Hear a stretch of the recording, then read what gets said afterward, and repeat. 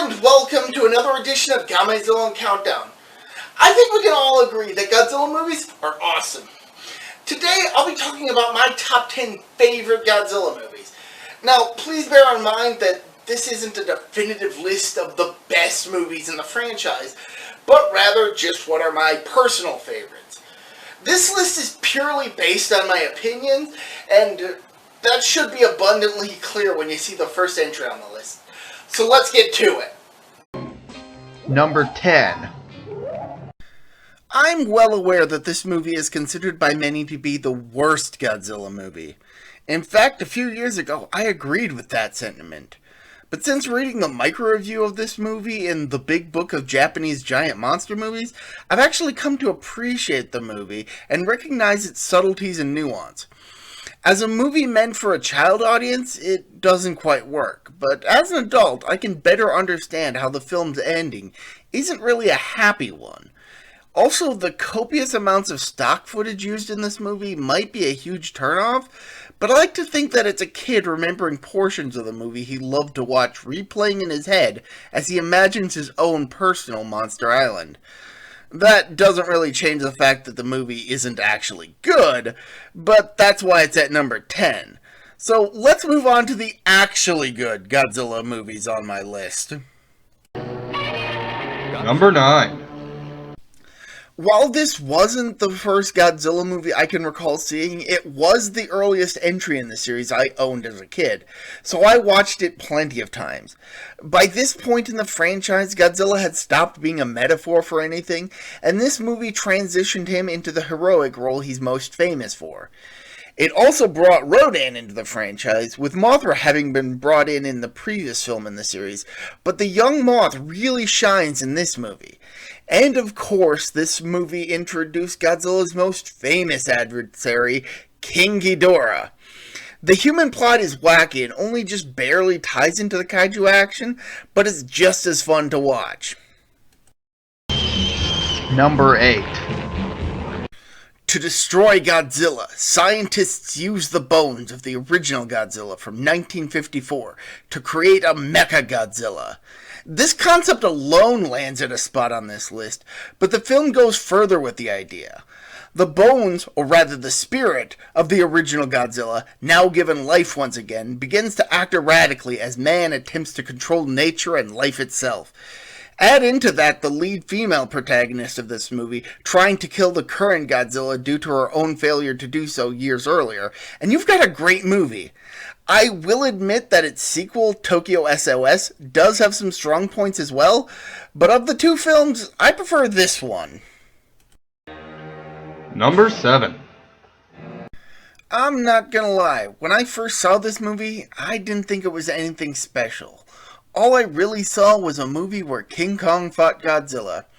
It wasn't until I saw the original Japanese version of the movie and saw just how much of a comedy it was supposed to be that it started to click with me. This is an action-packed, humorous ride from start to finish. And while the costumes for the titular monsters aren't the greatest, they kind of fit with the goofier plot the film has going for it. Number 6. This movie is in no way deep, with an incredibly simple plot and stunts pulled out of an action movie. But this movie revels in being over the top, and the giant monster action is present from the word go. And once Godzilla finally hits the scene, it is kaiju throwdown after kaiju throwdown. This movie is one where you can just shut your brain off and enjoy the action. Number 5. When this movie came out, bioengineering and gene splicing were becoming a hot topic. The idea of splicing Godzilla's genes with another life form is an interesting one. Not only is Biollante the first truly plant-based kaiju in the Godzilla series, but she's also partially human, which is very interesting. Add into the mix the international corporate espionage and an assassin, and you get a pretty fun and thoughtful movie. Number 4. What if Dr. Serizawa's fears regarding Oxygen Destroyer, the substance he used to kill Godzilla in the original movie, came to fruition? This movie not only explores the negative side effects of Oxygen Destroyer in the form of the rapidly evolving kaiju, GHIDORaH, but also raised an interesting question. What if Godzilla's internal nuclear power went critical? Throughout the movie, Godzilla glows a vibrant orange to indicate that he's on the verge of meltdown. This means that the humans have to deal with that problem while also dealing with the aforementioned GHIDORaH. Ultimately, this movie is about mankind trying to find a way to deal with the literal monsters they've created. Number 3. This film has an insane plot. A manga artist stumbles into a plot for world domination. Honestly, if not for the fact that this was part of an established franchise, this movie would have likely remained somewhat obscure due to its bonkers plot. But this was a movie I watched many times as a kid, and so its wacky premise didn't really bother me all that much. Heck, it barely registered in my childish brain. But as an adult, I recognize how bizarre the plot is, and combined with the fact that Gigan has an awesome design, this movie is a personal favorite of mine. Number 2. First and foremost, before even seeing the movie, what sold me on it was the design of Shin Godzilla. Horribly disfigured in a way I assume the designers of the original Godzilla were going for. Add to that the various forms that Shin takes over the course of the movie, including the haunting implications of the final shot of the film, as well as the surprisingly well-thought origin of the creature, and you have one of my favorite iterations of the character. Plus, there's some biting social and political commentary, the tense and fast-paced race to learn how to stop Shin, mixed with the fantastic soundtrack, which is at times reminiscent of Evangelion, and you have one of the best films in the franchise in my opinion. But of course, there's one that I think is better. Number 1. There's no way I couldn't put this at number 1. If not for this film, there wouldn't be a franchise. The original Godzilla was meant to be a horror film, one that gives form to the horrors of nuclear weapons.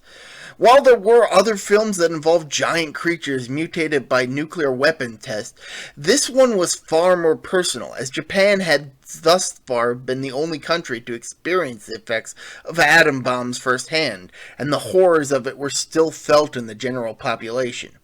Of course, Godzilla represented the then unknown potential horrors of the effects of nuclear weapons, but was also the embodiment of the weapons in and of themselves.